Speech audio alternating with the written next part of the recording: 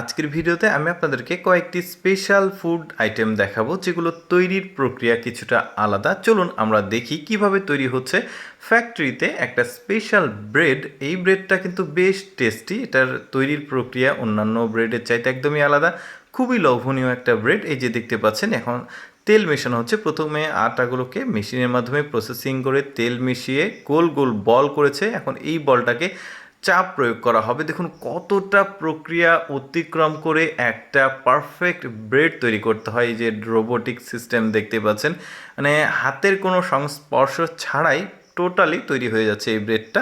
তবে এইটা এই যে দেখতে পাচ্ছেন এখন এটাকে সুন্দরভাবে প্যাকেটজাত করা হচ্ছে। এরপর আরেকটা বক্সের মধ্যে যাচ্ছে, গিয়ে ওইখানে একটা বক্সের মধ্যে মোড়কীয়করণ করা হবে, যতগুলো মানে একটাতে 4টা 5টা করে থাকে। এরপর এটা বাজারজাতকরণ করা হবে, গুণগত মান এখানে চেকিং করা হচ্ছে।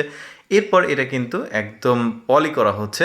দেখা যাক শেষ পর্যন্ত কোন পর্যায়ে গিয়ে বাজারে যায়। এই যে দেখতে পাচ্ছেন এখন কিন্তু বক্স বন্দি করা হচ্ছে কয়টা কয়টা করে। এরপরে এইটা কিন্তু চলে যাচ্ছে একদম বাজারজাতকরণ করার জন্য। এই যে দেখতে পাচ্ছেন এই বক্সগুলো একত্রিত করা হচ্ছে। যখন কাস্টমারের কাছে গিয়ে পৌঁছায় তখন কিন্তু ওইটা আবার প্রসেসিং করে এই যে ফ্রাই প্যানের মধ্যে এটা তৈরি করা হয়।